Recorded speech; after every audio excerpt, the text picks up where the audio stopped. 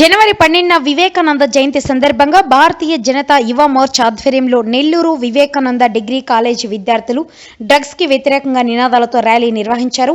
యువత మత్తు పదార్థాలకు బానిసలు కాకూడదని, వాటి వల్ల కలిగే అనర్థాలపై అవగాహన కలిగించాలని పిలుపునిచ్చారు.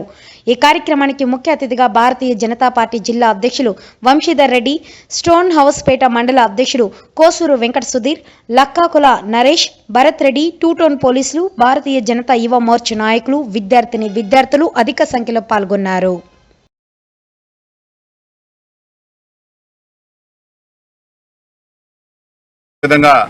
సీనియర్ నాయకులు రత్ననాయుడు గారు, రాష్ట్ర జిల్లా ఉపాధ్యక్షులు, అదేవిధంగా రాష్ట్ర ఎస్సీ మోర్చా ప్రధాన కార్యదర్శి బి శ్రీనివాసులు గారు, అదేవిధంగా ఈ మండలంలో ఉన్నటువంటి భారతీయ జనతా పార్టీ నాయకులు, కార్యకర్తలు అందరూ కూడా కలిసి ఇక్కడ ఈ ర్యాలీని, అవగాహన సదస్సును ఆర్ఎస్ఆర్ స్కూల్ నందు ఏర్పాటు చేయడం జరిగింది.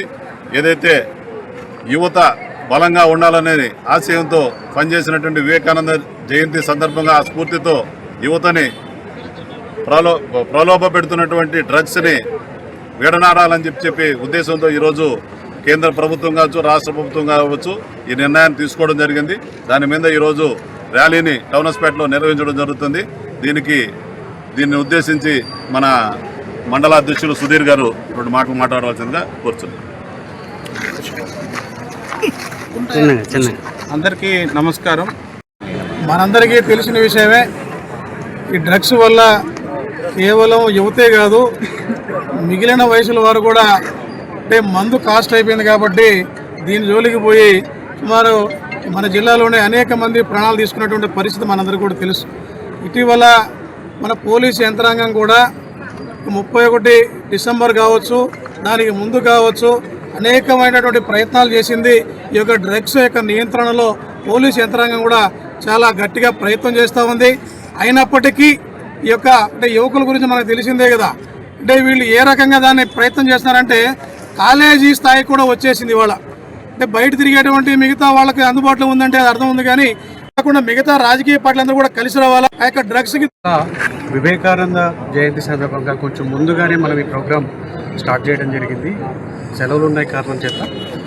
ఏదైతే వివేకానంద ఆశయాలతో, ఆయన స్ఫూర్తితో మన ప్రియతమ ప్రధానమంత్రి నరేంద్ర మోడీ గారు భవ్య భారత నిర్మాణం కోసం ఆయన విజన్ వికసిత్ భారత్ అనే కార్యక్రమంతో పనిచేయడం జరుగుతుంది. విజన్ వికసిత్ భారత్ అంటే